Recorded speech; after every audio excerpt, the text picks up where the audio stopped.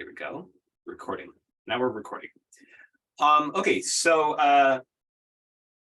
I'm ready to dive into our lesson today. We have a little bit of 2.3 to wrap up, and then a little bit of 2.4 as well. So do you folks have any particular questions before we begin?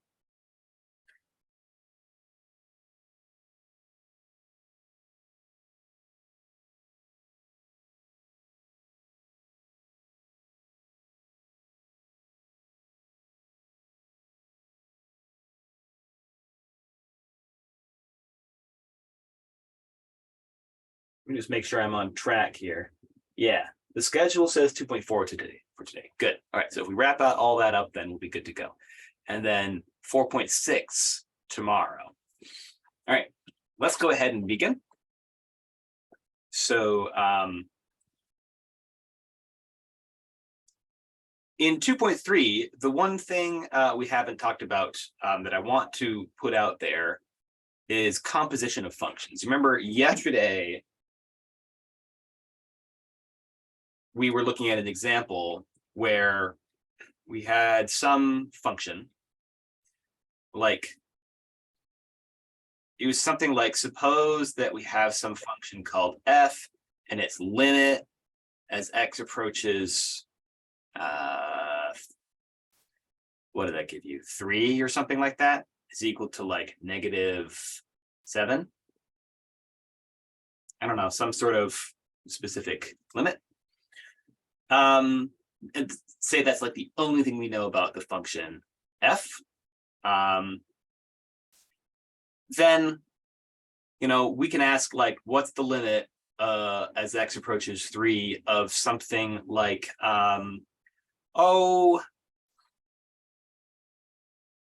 2x f of x plus x squared plus 7. Or plus 1 or something like that, right? And this, and so what I taught you yesterday was that you can like split up a limit over a bunch of different individual terms, right? So we can break this into the limit of 2x f of x plus the limit of x squared plus the limit of 1, right? That's it, kind of the idea. And then we can evaluate each of these limits individually. Now,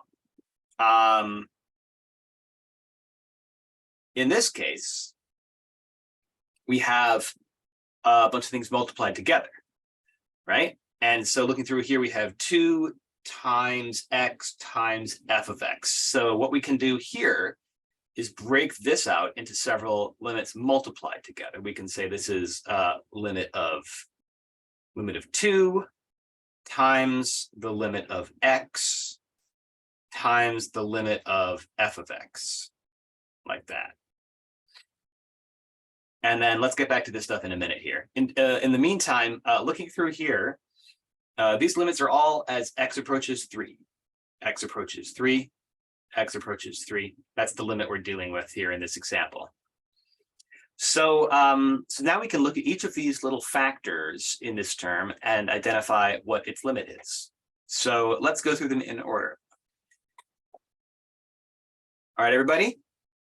As x approaches 3, what is the limit of 2?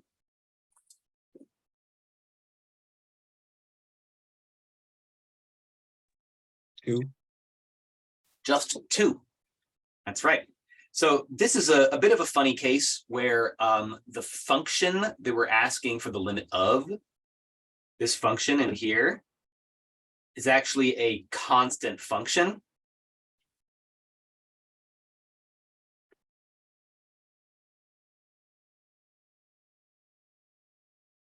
And for constant function, you can think of it as like a horizontal line.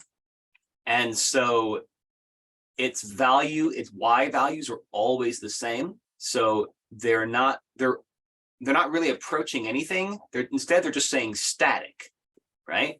Y values are all equal to 2. So as x gets close to 3, the y values are approaching 2 because they're staying at 2.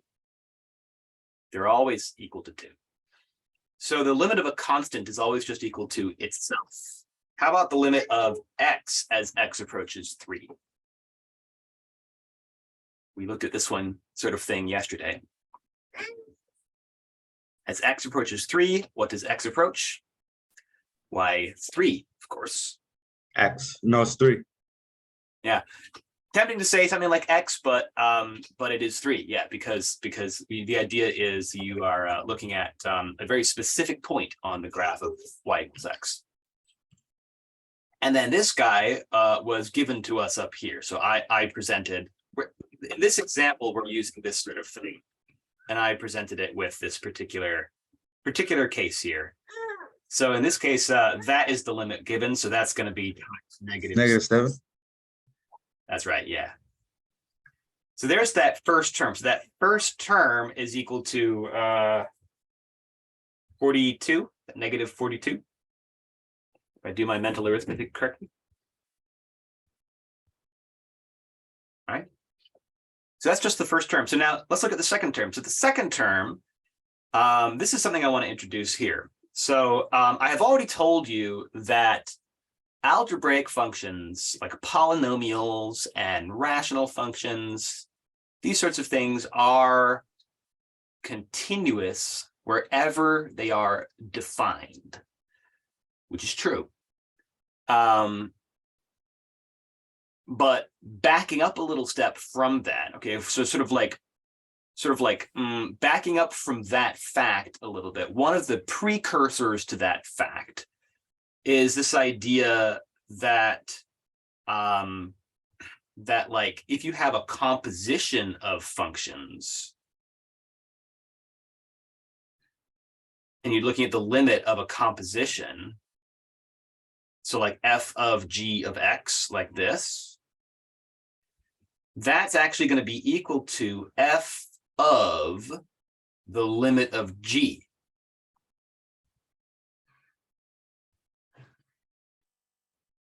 And technically, this is provided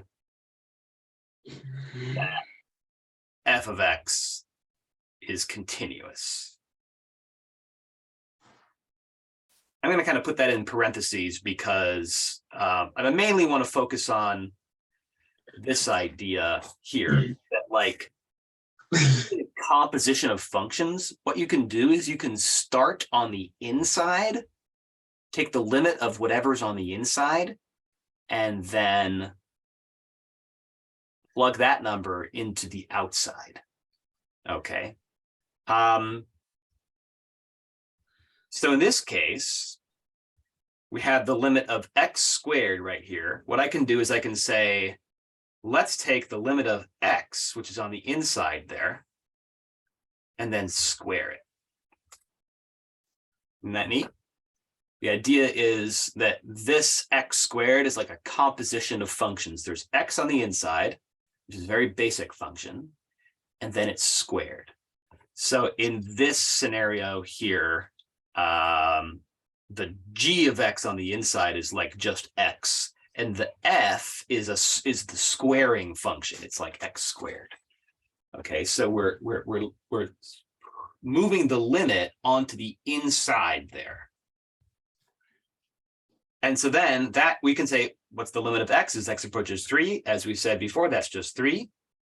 And then we end up with 3 squared is 9. Now, like I said, this is sort of backing up from the fact that these like things like polynomials are continuous wherever they are defined. We could have just evaluated this limit by direct substitution. In a way, this fact, this sort of thing is not really very useful in this situation, but I wanted to introduce it because there's other situations where we're going to use it as well. So this last limit, of course, is just equal to 1. Like we said earlier, the limit of a constant, no matter what x is approaching. So this x could have been approaching anything. In this case, it's 3, but it could have been something else. No matter what that is, the limit of a constant is always just itself. So that we have this, which is equal to whatever this equals. Negative 32.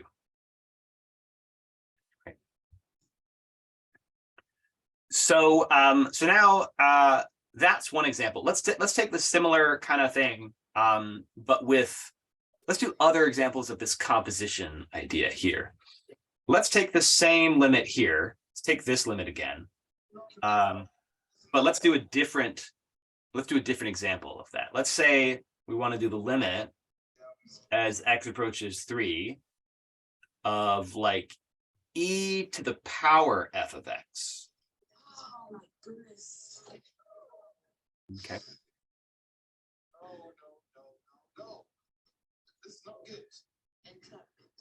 We've got Adam, just so you know, your mic is on. Just wanted you. Oh, Yeah, if you had something to say, that's great. But I didn't want that to be on in case you didn't want that. Something's happening and I don't know why. I don't know why it's not working. Sorry, my technology is. No, I keep trying the same thing over and over again and it doesn't work. So I guess I'll just give up.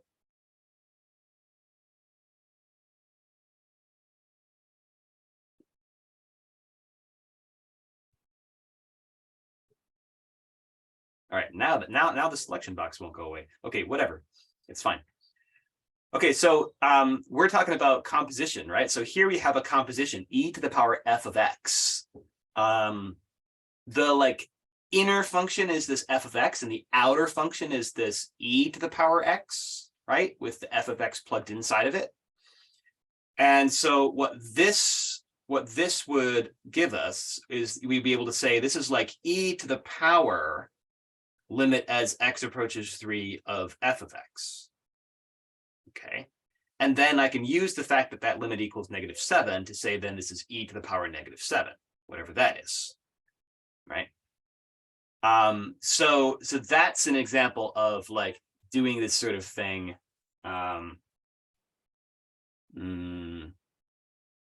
doing this kind of thing, like starting from the inside and working outside. Okay, let's do another example of that, but this time I'm going to flip it around and have f of x on the outside, and then let's put something like 2x minus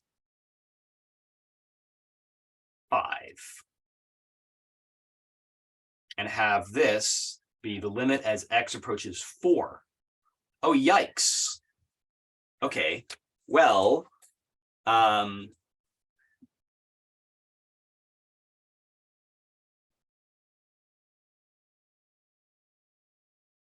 what can I do here? I've changed it so the limit is x approaches 4 instead of x approaches 3, which is a little bit concerning, because the only information I have about f is that its limit as x approaches 3 is equal to -7, right? That's literally the only information I have about it.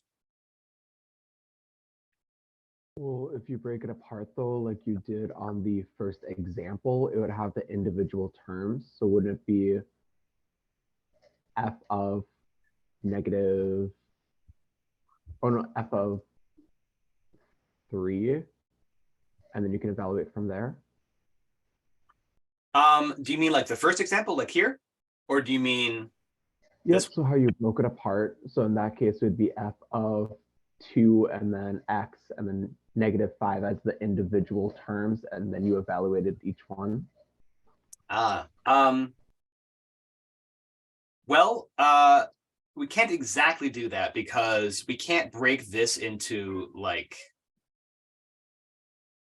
we can't do that. See what I mean? You can't do that. What we could try is to say, first apply the idea that we can put the limit inside of the function.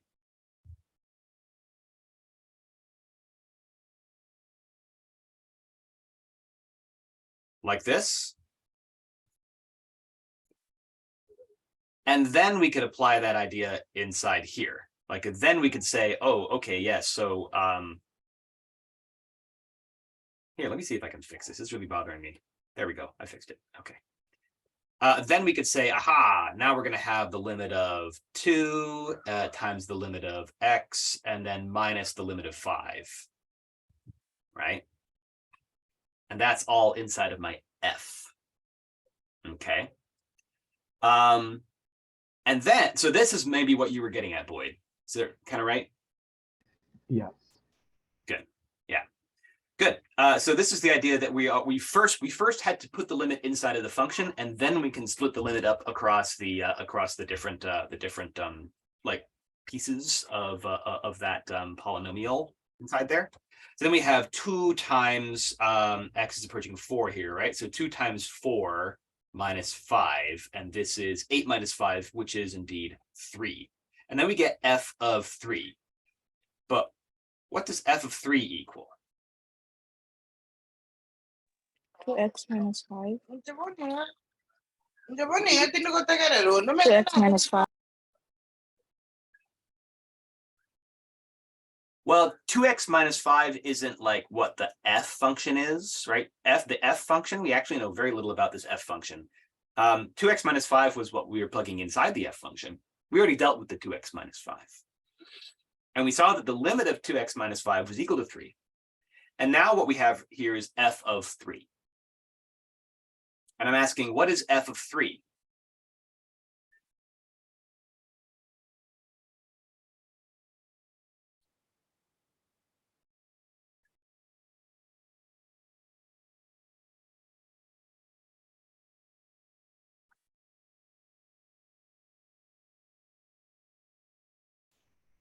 I mean, I haven't told you what f of 3 is equal to, right?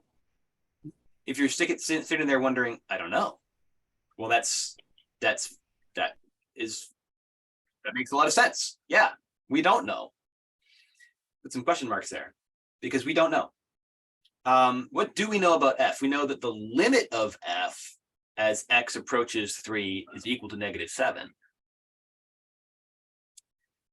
But we don't know what f of 3 actually equals. We don't know if that is equal to -7 or something else. We don't know if f is continuous. So actually, backing up, let's put a let's put a circle around this here. I'm going to put a cross through that, because all of that was actually not valid.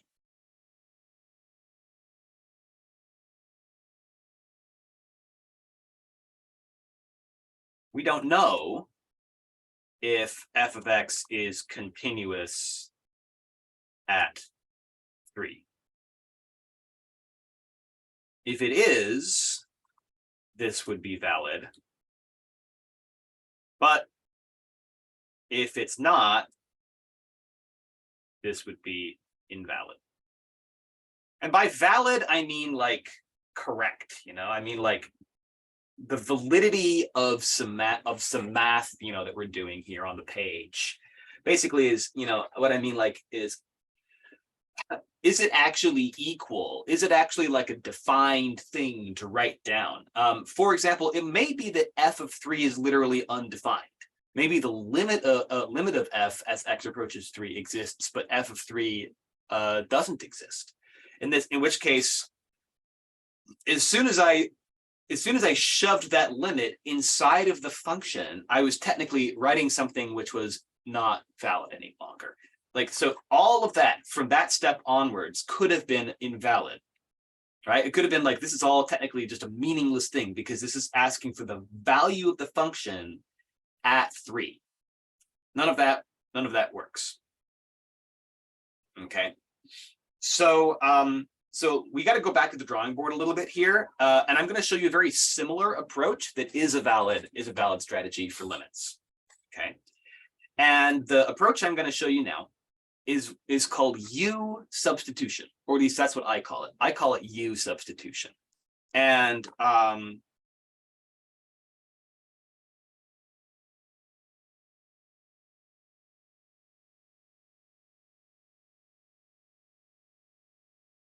any of you encountered something called U substitution before?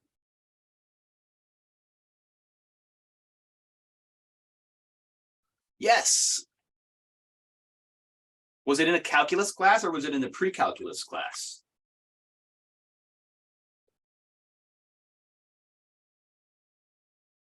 Pre-calc. Let's review. Where have you seen something called U substitution in pre-calculus?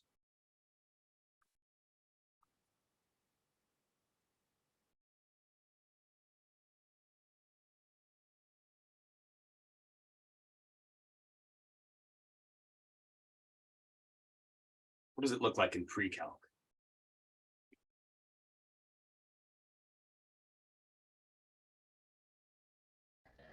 Sorry, my typer's not working. So typically we used it with polynomials when they were too large to factor by themselves, and we would use the U until we can break it down further to where we can factor them to single binomials. Okay, yeah, interesting. Is that in like a sort of a factoring by grouping sort of scenario? Yeah. I can see that. Yeah, I can see that. There is another situation I can think of where it's not polynomials, it's something a little bit different. It wasn't in pre-calc for me, but I used it for exponents, and like there's complicated exponents. Oh, cool. Yeah. In what context? What were you doing with the functions that had exponents? Do you remember? I think x was inside the exponent. But I'm a little fuzzy on that. It was something like that. Sure. I'll show you an example that might look familiar to you folks.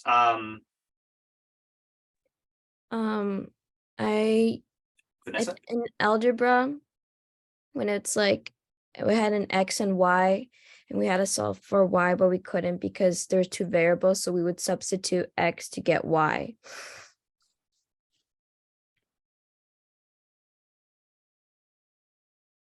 Oh, yeah, when you had like systems of equations. Yeah. Okay, yeah, that's a similar setup. I wouldn't call that quite the same as what I'm going to get to here. It is an example of using substitution, but it's not exactly the same. I'll try to write down a few examples from pre-calculus that might look familiar. So one of them is what if you had something like x to the power 2/3 minus 3x to the power 1/3 plus 2, something like that. Maybe equals. Your screen is frozen for me. I don't know why. Oh, is my screen frozen, everybody, or Now everything appeared. I don't know where. it all appeared? Okay, all right. Glad. So this is a thing called a quadratic form. This itself looks like sort of a hard equation to solve. But if you think of this as x to the 1/3 squared minus 3 times x to the 1/3 to the power 1, I guess, plus 2 equals 1. Then, or maybe equals 0. Let's have it equal 0. It's a little more common to be setting something equal to 0. Then you can see that, like, in here, we have this x to the 1/3 that keeps showing up. Like this. What we have over here is like a composition of functions. Because it's got an x to the 1/3 on the inside, and then that x to the 1/3 is substituted in for the input to a polynomial function. What you can do is you can say, let's let u equal x to the 1/3. And then we get u squared minus 3u plus 2 equals 0. And then you can solve that for u. And then go back to u equals x to the 1/3 and solve for x. So this is a strategy where u substitution basically comes up whenever you have composition of functions. You're trying to do something with a composition of functions. replacing the inner function by a single variable, which we traditionally use the letter u, but you don't have to use the letter u. U is just kind of conventional. Replacing that inner function by just a single letter to make it like a single variable simplifies the overall function. So like looking back here, this started with some complicated function that involved like fractional exponents. But then if we recognize if we recognize the composition with the 1/3 on the inside, we can simplify it to this function, which is just a quadratic polynomial. Solve that quadratic polynomial equation and then go back, look at the x to the 1/3 and solve for x. It breaks it into steps, each of which is simpler than the original whole. Does that look familiar?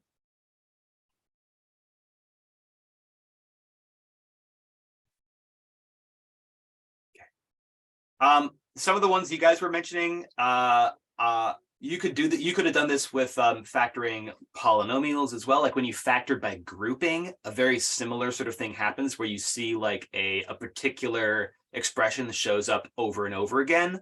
You can think of that as like a single thing and call it u.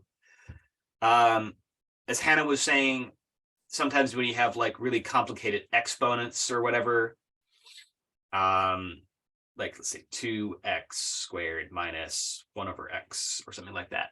So you have some complicated power. Then you can say, let's just call that e to the u, where u in turn is equal to that more complicated expression.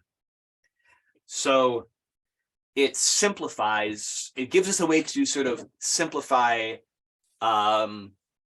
compositions of functions and just look at them sort of, the concept of a black box. Is that familiar to anyone? The concept of a black box. Computer programmers do this a lot where they say like, here's a really complicated piece of code, but we're going to use it over and over and over again. So let's just replace that complicated piece of code with sort of an abstract idea of a black box. And then say we can use this black box and we know what the inputs are and we know what the outputs are, but replacing it with a black box just kind of makes it easier to think about, because you don't have to worry about what's inside the black box. All you have to worry about is what goes in and what comes out, sort of like that. So like, it's like, oh, this looks really complicated. Let's just take this and replace it with a black box and then think of it as e to the power of the black box. And that is a nice simple concept, where the black box, by the way, is equal to this. So if we need to open up the black box and look inside of it, then we can. But if we don't need to do that, we can just work with it in this simplified form. So that's I like to think of this u as a black box in that regard. So what we're going to do over here with the limit is we're going to do something very similar. We're going to say, okay, we have f of 2x minus 5, right? This is a composition of functions. Let's let u equal 2x minus 5. Now we are looking for the limit as x approaches 3. So let's evaluate the limit as x approaches 3 of 2x minus 5. This was 2 times 3 minus, oh, I'm sorry, it was x approaches 4.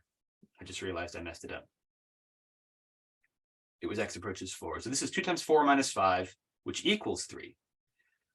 So what that means is as x approaches 4, u, which is equal to 2x minus 5, approaches 3. As x gets closer to 4, the output of this little expression here, which we're calling u, gets closer to 3. And now we can take the original limit we wanted, the limit as x approaches 4 of f of 2x minus 5, and we can simplify that by changing the variable. The limit as u approaches the equivalent value, right? So x approaching 4 corresponds to u approaching 3. So the limit as u approaches 3, and then on the inside, we can just replace the 2x minus 5 with a u. like that. So what we've done right here is this is called a change of variable right here. Between these two steps, we changed it from X on the left to U on the right. And by sort of translating the entire limit to be in terms of U, it becomes a much simpler limit. And what is it? What is the value of it? Well, we knew that the limit as X approaches 3 of f of X is equal to -7. Now we have the limit as U approaches 3 of f of U. These two things, which I will just circle in purple, this and this, they are exactly the same, but for the name of the variable, right? Only difference here is whether the variable is called X or U. And as far as the math goes, that makes no difference whatsoever. If you want, you can call the variable Bob. It's still the same, all right? So the value of this limit is -7. This is the exact limit that was given at the beginning. Okay. So this, comparing these two approaches, this approach didn't work because this approach kind of relied, the first approach on the left here, this didn't work because it relied on basically knowing what the value of f of X was. But this approach of breaking it down with the U substitution works because instead of actually plugging this 3 into the function, instead we're looking at the limit as U approaches 3. And that's technically valid, whereas when the other one was not. Because it's all working in terms of limits and no function output values.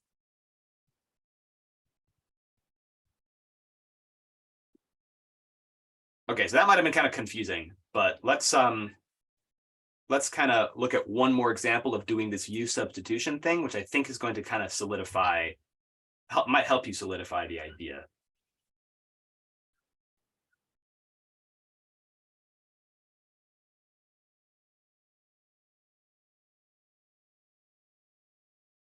What am I trying to do here? So I got distracted. All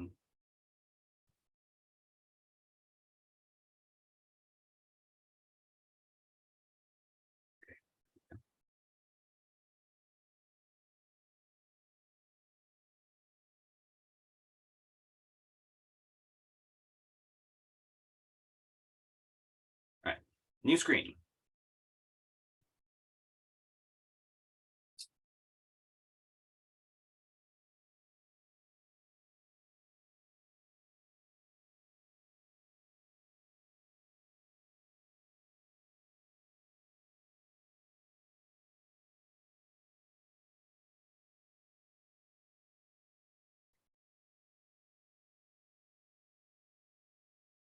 So let's try a limit as X approaches 1 of the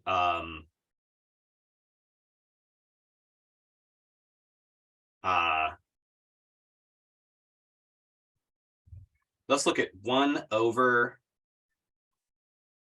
the natural log of, I want to do it that way. No, I don't want it to be okay. Okay, hang on. Let's look at the natural log of X.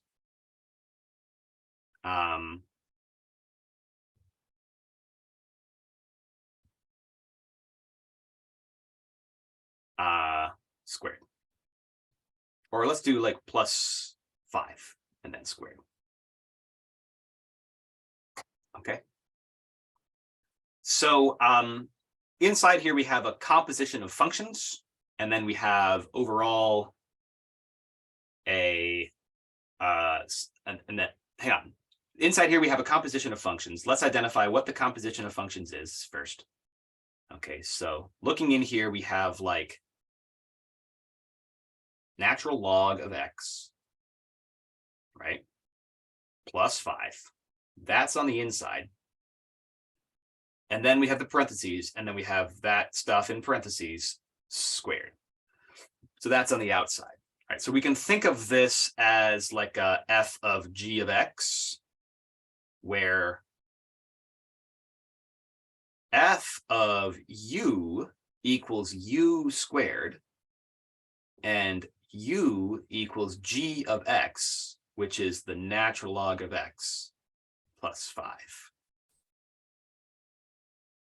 Okay, so in color, f of u equals u squared. That's the blue, right? Here's the u squared. And then u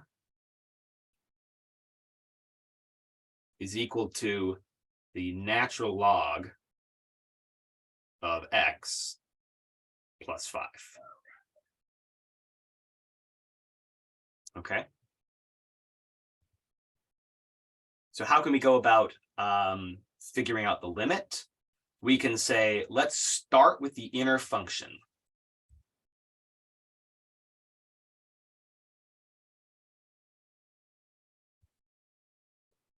What's the limit? Oops. What's the limit as x approaches 1 of just our inner function of like natural log of x plus 5?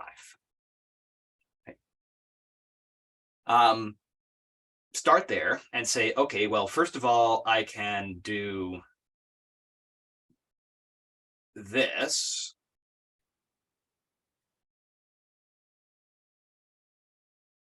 Right? I can split the limit over the two terms, and then I can ask, what are these? What are each of these equal to? The second one's just 5. That's nice and easy. But what's the first term equal to? So what's it's going to be the limit as x approaches 1 of the natural log of x.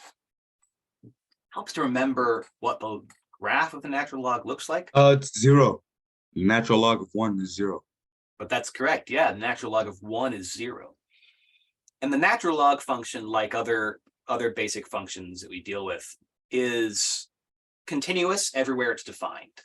So this counts as a value, as a point where it's continuous. So yeah, the fact that natural log of 1 equals 0 also means that the limit as x approaches 1 of natural log is also equal to 0.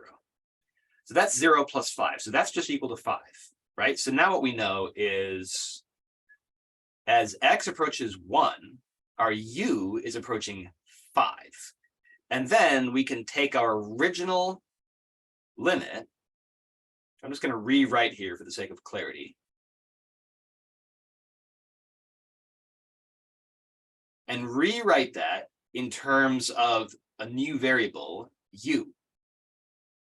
You know, according to this substitution that u equals natural log of x plus 5, it's going to be u is approaching 5, which we discovered from the work we did so far, right? And then this is u squared. And then we can say, well, that's just 5 squared, which is 25. And that's what this looks like when you're breaking down into like composition. Okay. So I spent a little more time teaching you guys about this than I kind of meant to today, because I felt like I didn't explain it very well, and I had to kind of clarify a few things. I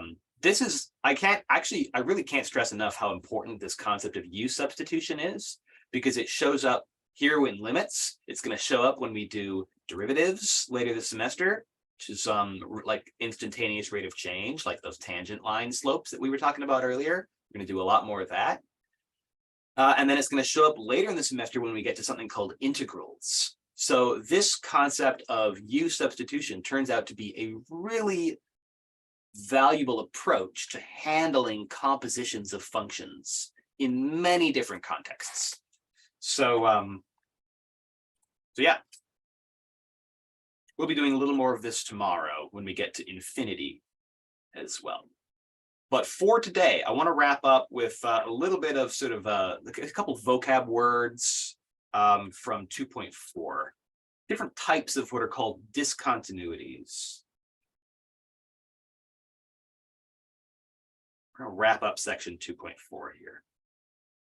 In section 2.4, we were talking about, this is the section that introduces continuity, right? And just remember the definition of continuity. Definition of continuity requires three things. First of all, actually this is at x equals a, I should specify. So like the continuity of a function at a point. One of the things required is that f of a is defined.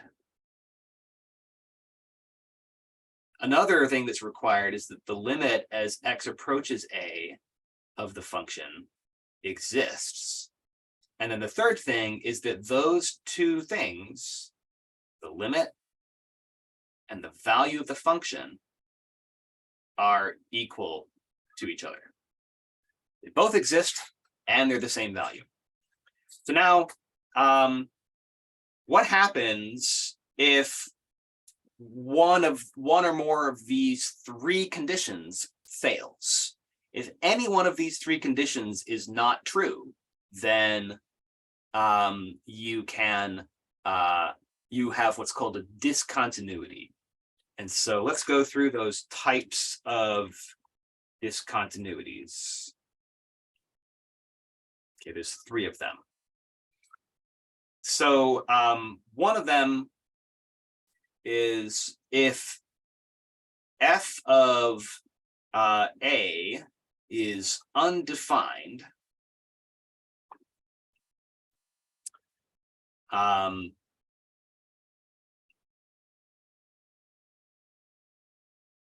but the limit exists.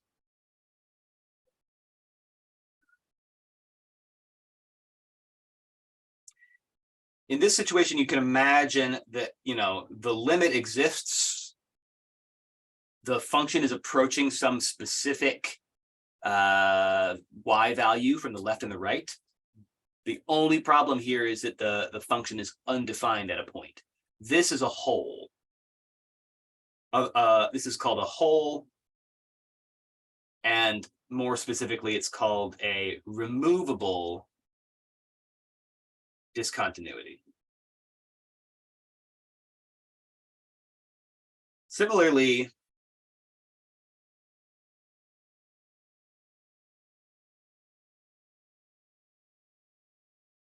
if f of a and the limit,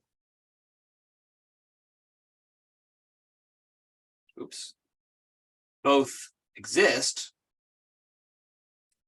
but are not equal to each other, but not equal, that's a situation where you have a hole, but, that's a situation where you have a hole, but there is some function value. It's just not at the y coordinate you expect it to be at, like this, where there's a hole, but there is also a dot. There is also a function output. It's just not filling in that hole. This is also called a removable discontinuity. And I think I kind of explained this term. I was kind of previewing this section a couple days ago. And the reason these are called removable is because you could just redefine what the function is doing at that one x value and make it continuous. So it's kind of like a discontinuity that's easy to fix. You just have to put a band-aid on it, right? You just have to go in there and be like, okay, we're going to define this function like this, except for this one x value where we're going to define it differently. And it's going to have this specific output of 5 or whatever. And then specifying the output or redefining the output at that one point fixes the discontinuity and removes it, right? So that's removable. The second type of discontinuity is where the limit doesn't exist.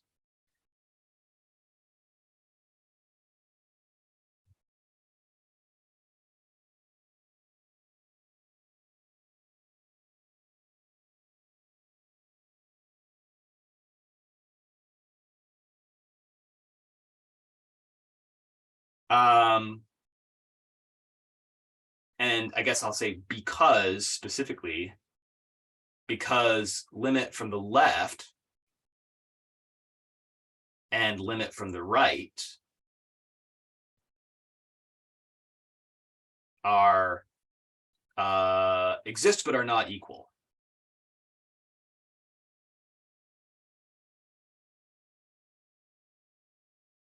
Okay. This is the situation where you have a jump. This is called a jump discontinuity.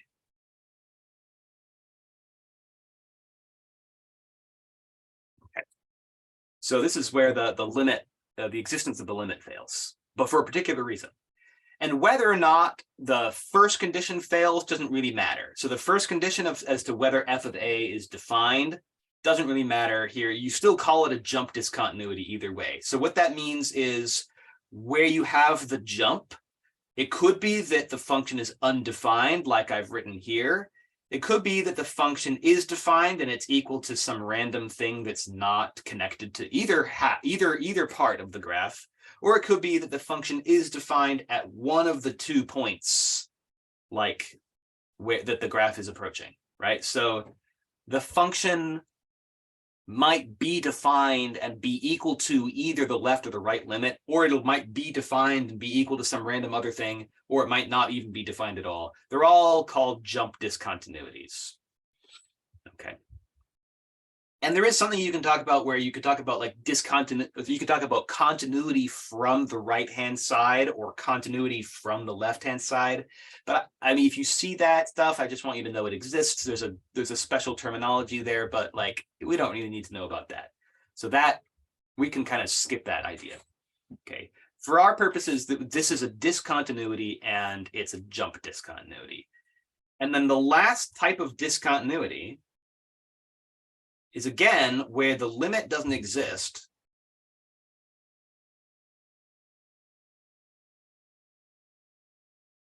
but for a different reason, which is that the function approaches like plus or minus infinity.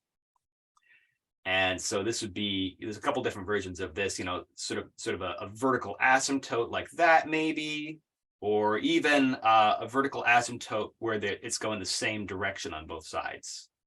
So like that. That x value where the vertical asymptote happens, that is called an infinite discontinuity.